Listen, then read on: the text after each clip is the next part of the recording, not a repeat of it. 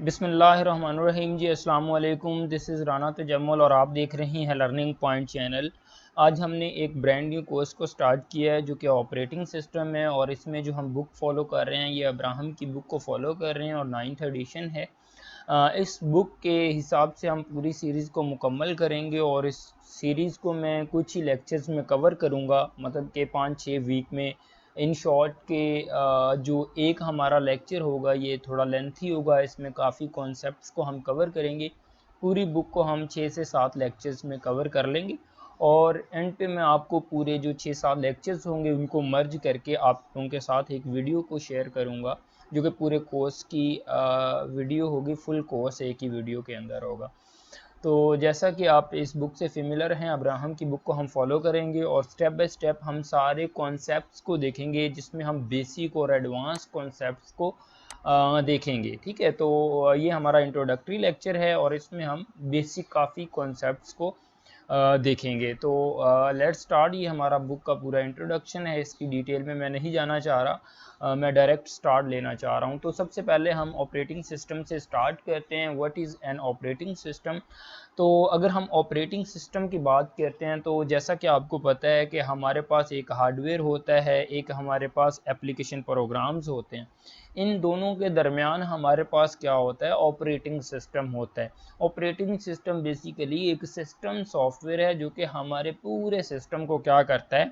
Operate कर रहा होता है। ठीक है, तो हम एक फॉर्मल सी डेफिनेशन देखते हैं जिससे आपको थोड़ा सा ऑपरेटिंग सिस्टम का आइडिया होगा, और इन डिटेल जब हम डिस्कस करेंगे चीज़ों को तो आपको ऑपरेटिंग सिस्टम का मज़ीद आइडिया होगा। बेसिकली ऑपरेटिंग सिस्टम एक्ट करता है एज एन इंटरमीडिएटरी, मतलब कि इंटरमीडिएट के तौर पे काम कर रहा होता है between a user of a computer and the computer hardware. Means that जो हमारे पास जो यूज़र हम होते हैं और कंप्यूटर सिस्टम होता है, ठीक है, इन दोनों के दरमियान जो हमारे पास हमारे काम को सर अंजाम देने में हमारी हेल्प कर रहा होता है वो ऑपरेटिंग सिस्टम होता है। हमें ईज़ प्रोवाइड करता है जो ऑपरेटिंग सिस्टम होता है, क्योंकि हम डायरेक्टली हार्डवेयर को अगर ऑपरेट करवाएंगे, हम कमांड के ज़रिए, कंसोल के ज़रिए करवाएंगे, तो हमें बहुत ज़्यादा क्यूरीज और जो हमारे पास क्यूरीज होंगी उनको याद रखना पड़ेगा। लेकिन अगर हमारे पास ऑपरेटिंग सिस्टम अवेलेबल है जो कि हमारे पास हमें बहुत ज़्यादा इजी वे में हमारे हार्डवेयर को ऑपरेट करवाने में हमारी हेल्प करता है, तो सिंपल हम डबल क्लिक करने से अपने काम को, अपनी एप्लीकेशन को रन करते हैं, जो कि हमारे हार्डवेयर को कंट्रोल एंड कोऑर्डिनेट करके रखता है और एफिशिएंट मैनर में हमारे पास हमारे हार्डवेयर को ऑपरेट करवाने में हमारी हेल्प करता है। अगर हम गोल्स की बात करें कि ऑपरेटिंग सिस्टम के बेसिक गोल कौन से होते हैं, तो वही बात है, एग्जीक्यूट यूज़र प्रोग्राम। ये यूज़र प्रोग्राम को एग्जीक्यूट करता है and make solving user problem easier, मतलब कि ईजियर वे में यूज़र की प्रॉब्लम को सॉल्व करता है और यूज़र के प्रोग्राम को एग्जीक्यूट करता है।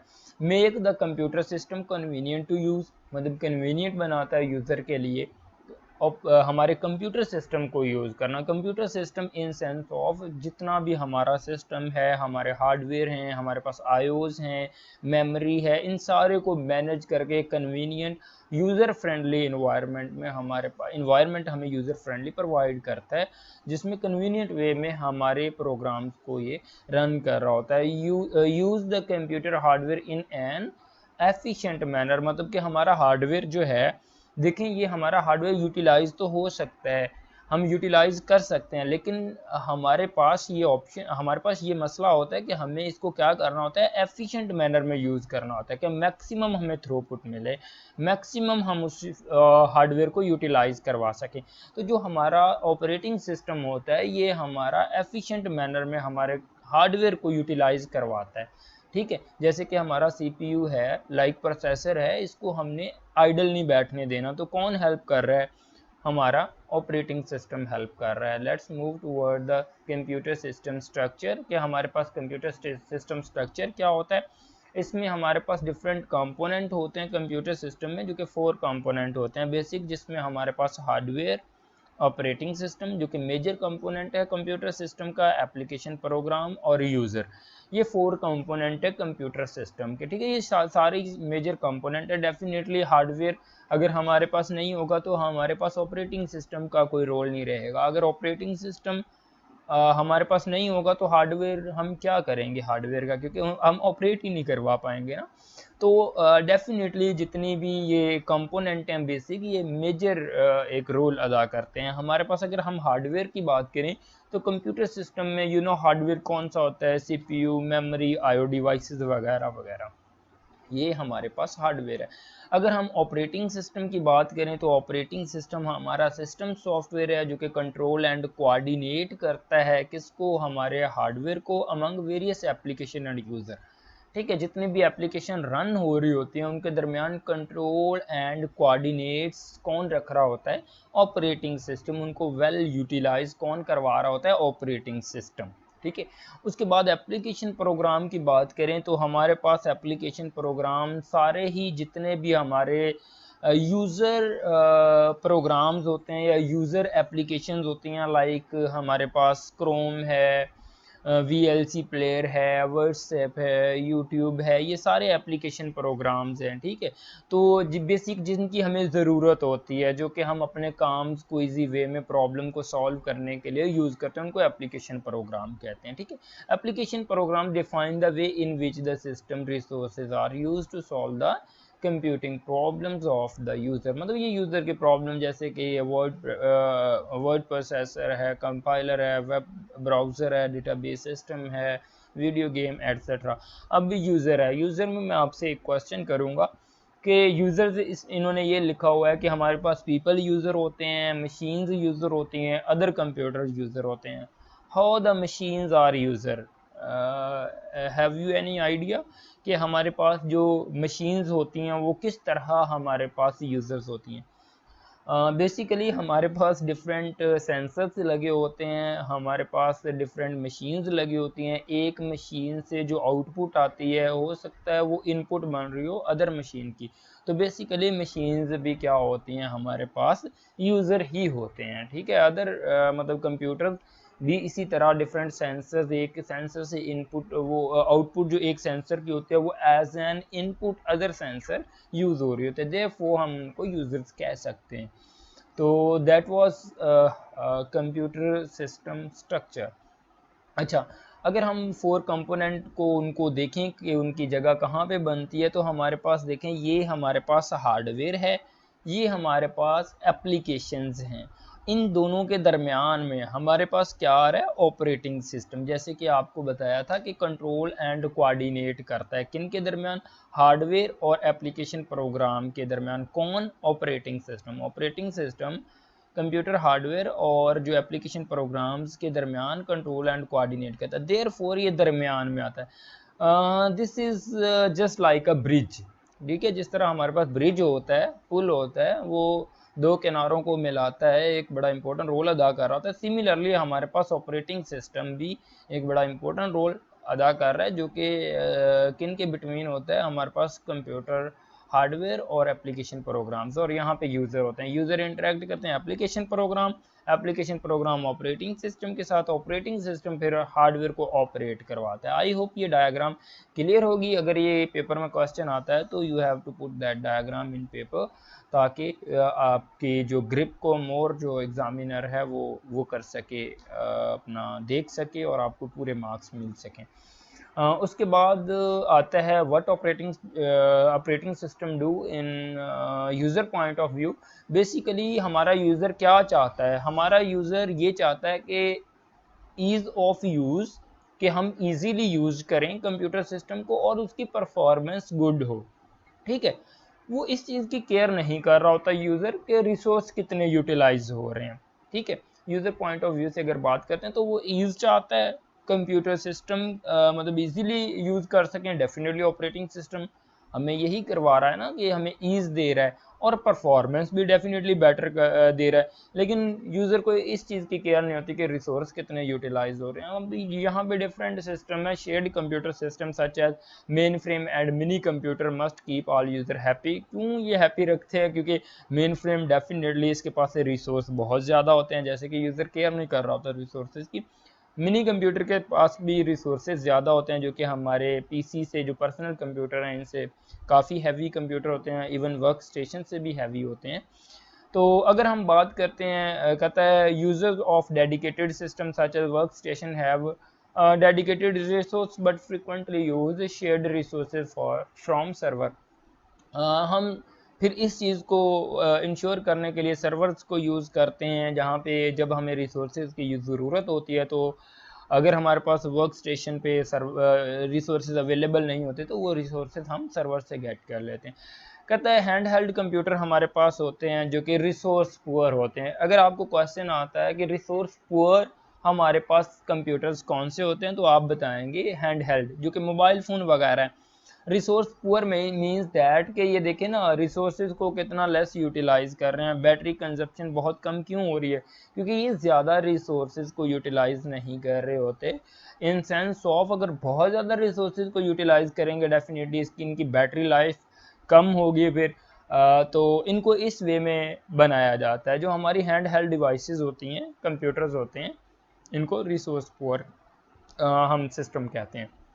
optimized for usability and battery life, definitely उसकी battery life, some computer have little or no user interface. कुछ हमारे जो सिस्टम्स होते हैं वो बहुत छोटे होते हैं, उनका कोई इंटरफेस नहीं होता। जैसे कि आपको पता है एम्बेडेड कंप्यूटर सिस्टम, उनका कोई इंटरफेस नहीं होता, जैसे कि वो सेंसर वगैरह वर्क कर रहे होते हैं। लाइक हमारे पास वॉशिंग मशीन है, उसमें जो टाइमर वगैरह है ऑटोमेटिकली, उनका कोई इंटरफेस नहीं होता ऑपरेटिंग सिस्टम टाइप जिसमें से यूज़र इंटरेक्ट कर सके। जैसे कि आपके पास एसी में वो लगे हुए होते हैं डिफरेंट काइंड के सेंसर्स के, वो टेम्परेचर्स को मेंटेन या कितना टेम्परेचर है, इन्वर्टर वगैरह, उनमें सारे हमारे पास एम्बेडेड कंप्यूटर ही लगे हुए होते हैं। आई होप आइडिया क्लियर होगा। नेक्स्ट हम मूव करते हैं ऑपरेटिंग सिस्टम की डेफिनेशन की तरफ। यहाँ पे हमें दो चीज़ें मिलती हैं, एक रिसोर्स ऑपरेटिंग सिस्टम एक रिसोर्स एलोकेटर है कह रहे हैं, दूसरी बात ये कह रहे हैं कि ऑपरेटिंग सिस्टम कंट्रोल प्रोग्राम है। Now the question is that how operating system is resource allocator. Operating system, आपको पता है हमारे पास डिफरेंट रिसोर्सेज होते हैं कंप्यूटर सिस्टम में, लाइक हमारे पास सीपीयू है, मेमोरी है, हार्ड डिस्क है, आईओ डिवाइसेज हैं, ये तमाम के तमाम हमारे पास रिसोर्सेज हैं। अब ऑपरेटिंग सिस्टम इन तमाम के तमाम रिसोर्सेज को हैंडल करता है, मैनेज करता है। अब रिसोर्स एलोकेशन का मतलब ये है, एक प्रोसेस है, उसको अगर किसी रिसोर्स की ज़रूरत है तो ऑपरेटिंग सिस्टम अलाउ करेगा कि आप इस रिसोर्स को इतने टाइम के लिए यूटिलाइज कर सकते हो, यूज़ कर सकते हो, एलोकेट करेगा। इस तरह ऑपरेटिंग सिस्टम रिसोर्स को एलोकेट करेगा ताकि हमारे पास कोई भी कॉन्फ्लिक्ट अकर ना हो। ठीक है, तो उसको हम रिसोर्स एलोकेटर कहते हैं। उस मतलब कि जब हमारा प्रोसेस रिसोर्स जो उस प्रोसेस को एलोकेट किया गया है, जब वो इसको एग्जीक्यूट कर लेगा तो उसको डी एलोकेट करेगा। ये सारे काम कौन करवा रहा होता है? Operating system. Manage all resources, जैसे कि मैंने बताया कि manage all resource decides between conflicting request for efficient and fair resource use, मतलब कि फेयरली जो रिसोर्सेज हैं वो यूज़ हों, वो भी ऑपरेटिंग सिस्टम ही हमारे पास ये टास्क को अकम्प्लिश कर रहा होता है। अच्छा, operating system is a control program. Definitely जितने भी प्रोग्राम हमारे पास एग्जीक्यूट हो रहे होते हैं उनको कंट्रोल एंड कोऑर्डिनेट हमारा ऑपरेटिंग सिस्टम करता है। लाइक हमारे पास कोई ऐसा एरर अगर अक्कर होता है, उसको एरर से कैसे प्रिवेंट करवाना है, उसको कैसे हैंडल करना है, इन सारे काम में ऑपरेटिंग सिस्टम हमारे प्रोग्राम्स को कंट्रोल कर रहा होता है। इस लाइन को भी पढ़ लेते हैं। Controls execution of programs to prevent errors, ताकि एरर अक्कर ही ना हो, and improper use of the computer, इसको भी कंट्रोल कौन कर रहा है? Operating system. Now again operating system definition, जिसमें हम क्या करेंगे, यहाँ पे बेसिकली यही बताया गया है कि ऑपरेटिंग सिस्टम की बेसिकली ये कोई हार्ड कोर डेफिनेशन तो नहीं है, लेकिन everything is everything a वेंडरशिप when you order an operating system is a good approximation but varies wildly। ठीक है, the one program running at all time on the computer is the kernel. Basically यहाँ पे हमारे पास जो main important इस slide में बात है वो ये है कि हमारे पास जो program all the time running में होता है वो कौन सा प्रोग्राम होता है? वो कर्नल में जो हमारा प्रोग्राम होता है या जो कर्नल प्रोग्राम हमारा होता है, ये प्रोग्राम हमारे पास कंप्यूटर में ऑल द टाइम रनिंग में होता है। कोई भी आपसे क्वेश्चन कर सकता है कि वो कौन सा प्रोग्राम है जो ऑल द टाइम रनिंग में होता है हमारे कंप्यूटर सिस्टम में, तो यू कैन डायरेक्टली से कि हमारे पास कर्नल, डायरेक्टली आप यही कहेंगे कि कर्नल हमारे पास एक ऐसा प्रोग्राम है जो कि ऑल द टाइम रनिंग में होता है। एवरीथिंग एल्स इज इधर अ सिस्टम प्रोग्राम और एन एप्लीकेशन प्रोग्राम वगैरह वगैरह, इसको छोड़ दें आप, मेन बात आपने यही याद रखनी है। ओके, डेफिनेशन आप डिफाइन कर सकते हो कि ऑपरेटिंग सिस्टम क्या होता है। हार्डवेयर और एप्लीकेशन के दरमियान एक सिस्टम सॉफ्टवेयर होता है जो कि ऑपरेटिंग सिस्टम को ऑपरेट करवाता है, कंट्रोल एंड कोऑर्डिनेट करवाता है, हमारे डिफरेंट हार्डवेयर को किस तरह मैनेज करना, और इन सारी बातों को आप ये दोनों resource allocator and control program को भी बीच में ऐड कर देंगे ताकि एग्जामिनर जो है या आपका टीचर हैप्पी हो जाए इस बात से कि आपको इस चीज़ का आइडिया है। ओके, उसके बाद कंप्यूटर स्टार्टअप, जैसे कि आपको पता है हमारे पास जो बेसिक इंस्ट्रक्शंस होती हैं जो कि बेसिक इनपुट आउटपुट जिसको बायोस कहते हैं, वो हमारे पास रोम में होती हैं, जो कि रीड ओनली मेमोरी होती है, जिसमें हमारे पास जो इंस्ट्रक्शन है वो राइट की जाती हैं जब हमारा कंप्यूटर सिस्टम इस्टेब्लिश हो रहा होता है, जिसमें हमारे पास जब उसको बनाया जाता है तब उसमें इंस्ट्रक्शंस हम जो बनाने वाला है कंप्यूटर जो वो लिखता है उसको हम रोम या फर्मवेयर या ईपी रोम में लिख दी जाती हैं। तो सबसे पहले जब भी हम कंप्यूटर को पावर अप करते हैं तो जो बेसिक इनपुट आउटपुट इंस्ट्रक्शंस होते हैं जो कि फर्मवेयर में होती हैं, उनको क्या किया जाता है, इनिशियलाइज करवाया जाता है all aspect of the system, मतलब कि उनको इनिशियलाइज करवा के उसके बाद चेक किए जाते हैं इनपुट आउटपुट वर्किंग में है, हमारे पास रैम वर्किंग में है, हार्ड डिस्क वर्किंग में है, माउस, जैसे कि आपने मोस्टली देखा होगा हम सिस्टम को स्टार्टअप करवाते हैं तो हमारे पास एरर आ रहा होता है कि आपकी हार्डवेयर ये वाला काम वर्किंग में नहीं है। तो initialise all aspect of the system में यही आता है। बेसिकली स्लाइड में ये बताया गया है कि आपका सिस्टम जब स्टार्टअप होता है तो वो कैसे स्टार्टअप लेता है। तो सबसे पहले वो ईपी रोम से वो बेसिक इंस्ट्रक्शन को उठाता है, फिर चेक करता है आपकी जो हार्डवेयर वो वर्किंग में है या नहीं, उसके बाद आपके ऑपरेटिंग सिस्टम को लोड करता है और एग्जीक्यूशन को स्टार्ट कर देता है। That's it. उसके बाद हम कंप्यूटर सिस्टम ऑर्गेनाइजेशन की तरफ मूव करते हैं कि कंप्यूटर सिस्टम को वो ऑर्गेनाइज कैसे किया गया है। आपकी डायग्राम से ये चीज़ समझेंगे कि how the computer system organised. हमारे पास यहाँ पे मेमोरी लगी हुई है, मेमोरी हमारे पास सिस्टम बस या किसी भी आप एक दफ़ा इसको सिंपल बस का नाम दे लें क्योंकि हमने अभी बसेस के बारे में नहीं पढ़ा। तो ये हमारे पास मेमोरी जो है ये कनेक्टेड होती है किसके साथ, सीपीयू के साथ। ये तमाम के तमाम आप सीपीयू ही समझें, ठीक है, या कंट्रोलर हैं, इसके बारे में मैं आपको बताऊंगा कि हमारे पास मेमोरी होती है, मेमोरी कनेक्ट होती है सीपीयू के साथ, डिस्क कंट्रोलर के साथ, सीपीयू कंट्रोलर के साथ और ग्राफिक्स अडाप्टर के साथ। अब डिस्क कंट्रोलर किस चीज़ को कंट्रोल कर रहा है, डिस्क को कंट्रोल कर रहा है, ठीक है। और हमारे पास यूएसबी कंट्रोलर, जितनी भी प्लग एंड प्ले वाली हमारी plug in and plug out वाली डिवाइसेस होती हैं वो हमारी यूएसबी कंट्रोलर के साथ जुड़ी हुई होती हैं या कनेक्टेड होते हैं, जैसे कि माउस, कीबोर्ड, प्रिंटर। और हमारे पास ग्राफिक अडाप्टर हमारे मॉनिटर के साथ कनेक्टेड होता है। अब हमारे पास ये तमाम के तमाम, अब देखिए ना, सीपीयू जो है ये जनरल पर्पस इंस्ट्रक्शन है उनको ये देख रहा है। अब डिस्क कंट्रोलर जो डिस्क का जितना भी काम है ये डिस्क कंट्रोलर कर रहा है। अब सीपीयू को इसके साथ कंसर्न नहीं है कि डिस्क को मैंने मैनेज करना, ये करना, वो करना। इसका ओवरहेड कम करने के लिए डिस्क कंट्रोलर लगाया गया।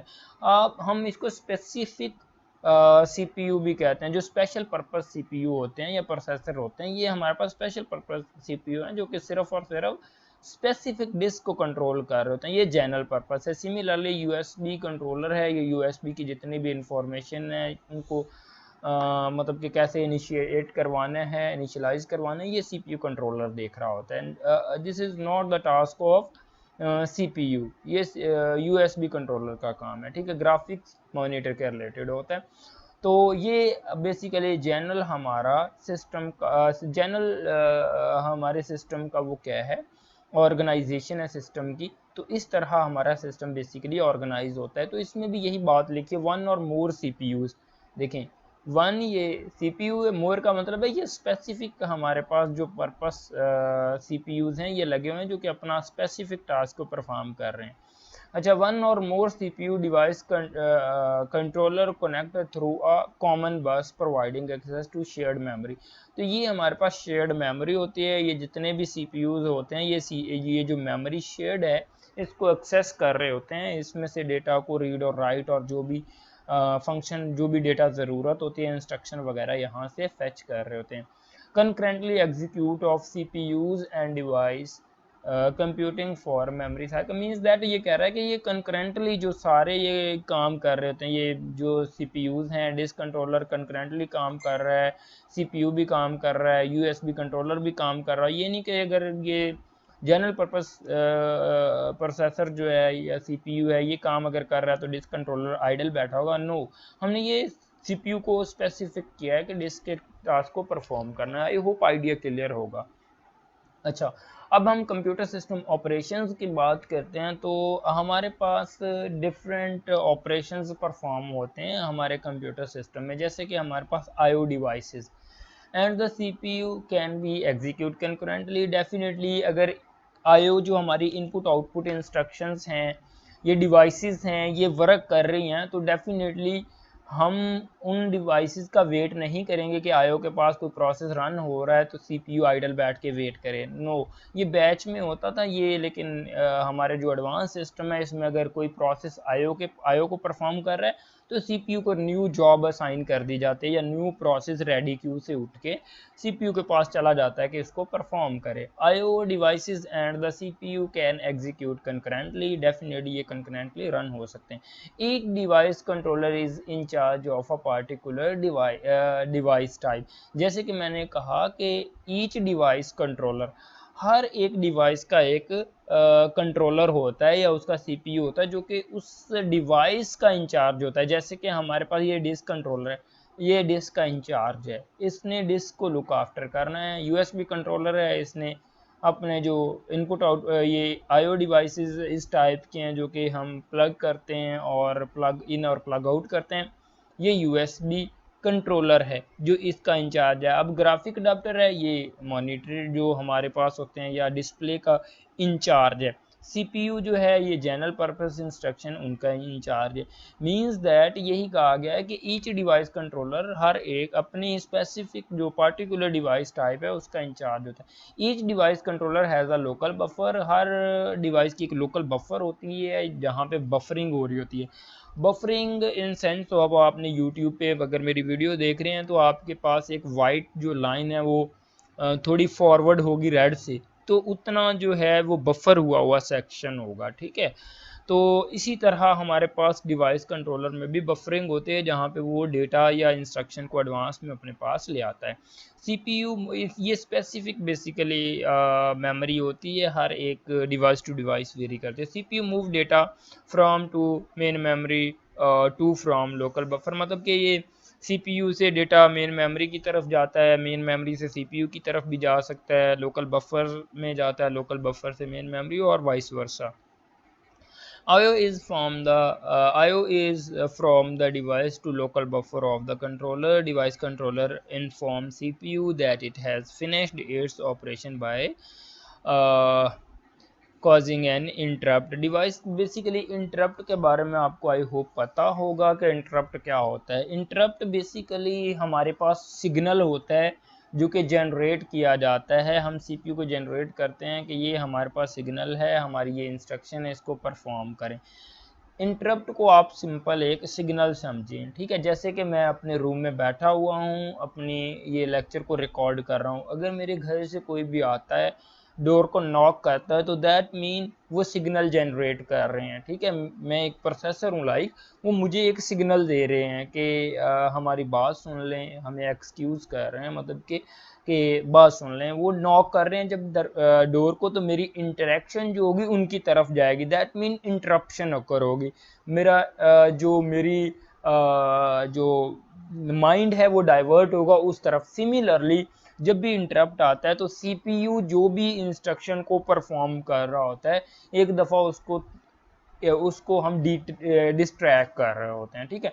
वहाँ पे फिर चेक किया जाता है, अगर प्रायोरिटी ज़्यादा है उस इंटरप्ट की तो उसको क्या किया जाता है, हैंडल किया जाता है, उस इंटरप्ट को ऑपरेट किया जाता है। जैसे कि कोई ऐसी बात हो, मेरे घर वाले मुझे कुछ बोलें, वो लेक्चर से ज़्यादा इम्पोर्टेंट हो, तो डेफिनेटली मैं प्रायोरिटाइज़ करूँगा घर वालों को, अदरवाइज़ मैं उनको वेट का बोल दूंगा और जो हमारे पास लेक्चर है इसको कंटिन्यू रखूँगा। और इंटरप्ट को हम थोड़ा सा और डिटेल में देखेंगे।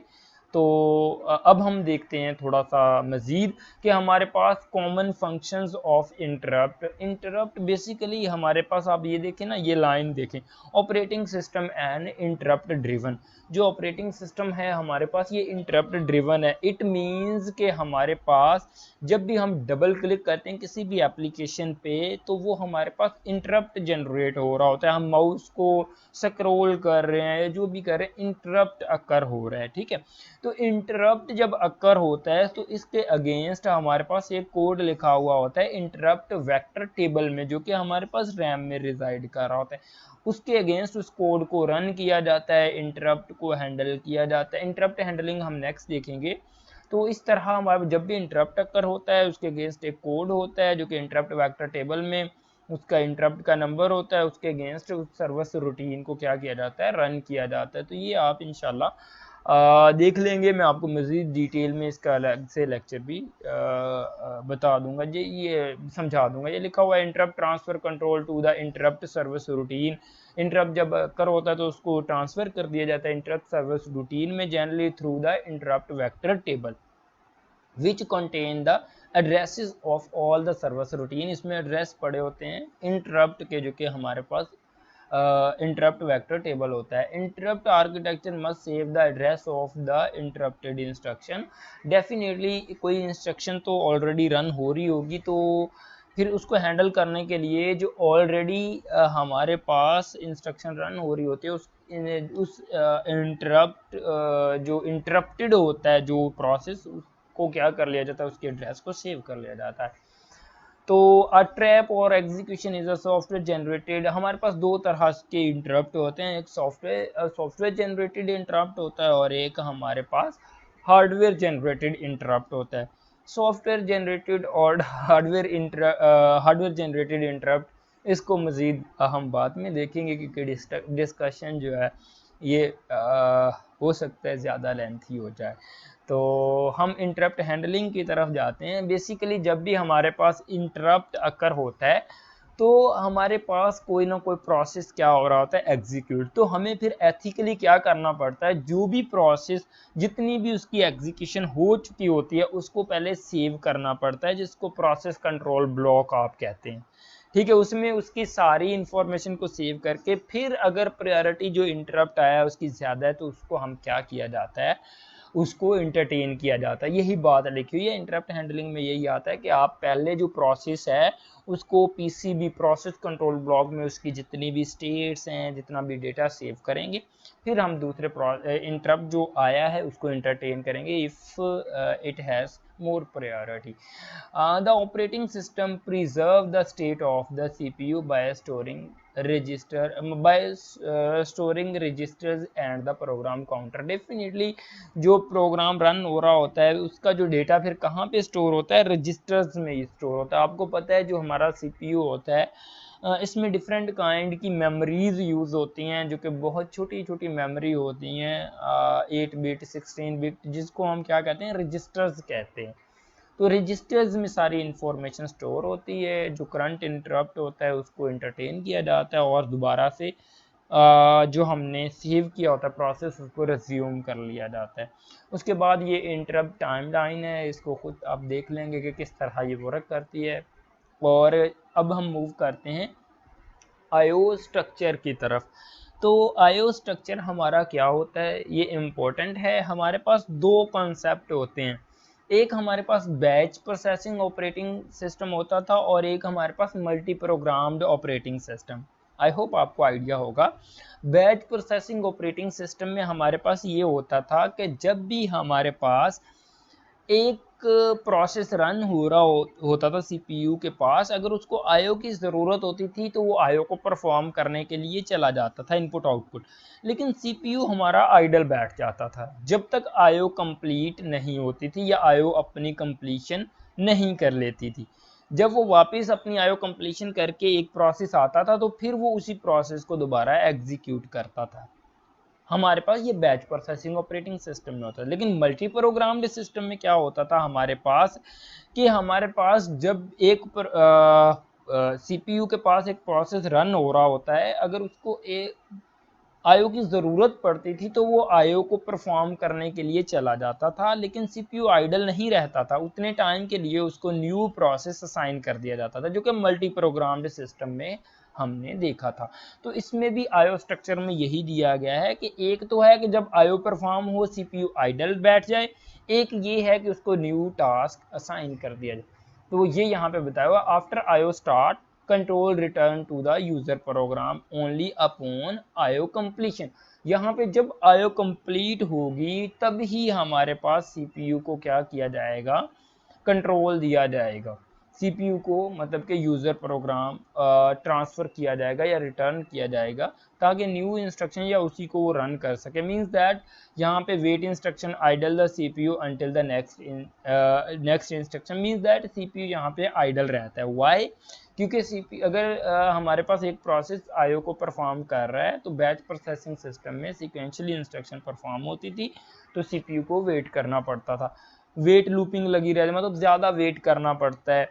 At most one IO request is outstanding at a time, मतलब कि एक ही रिक्वेस्ट पे वर्क किया जा सकता था at a time, मतलब कंकरेंटली मल्टीपल सिमुटेनियसली प्रोसेसिंग नहीं परफॉर्म होती थी। लेकिन मल्टी प्रोग्राम्ड सिस्टम में हमारे पास जो आईओ स्ट्रक्चर बनता है, आफ्टर आईओ स्टार्ट, जब भी आईओ स्टार्ट हो जाती थी कंट्रोल रिटर्न आ जाता था without waiting to the IO without waiting the IO completion. Means that क्या हमारे पास आईओ का वेट किए बगैर हमारा जो कंट्रोल रिटर्न आ जाता था यूजर प्रोग्राम में। मींस दैट हम न्यू इंस्ट्रक्शन को जो परफॉर्म करवा सकते थे इसमें, क्योंकि हम वेट नहीं कर रहे आईओ कंप्लीशन का।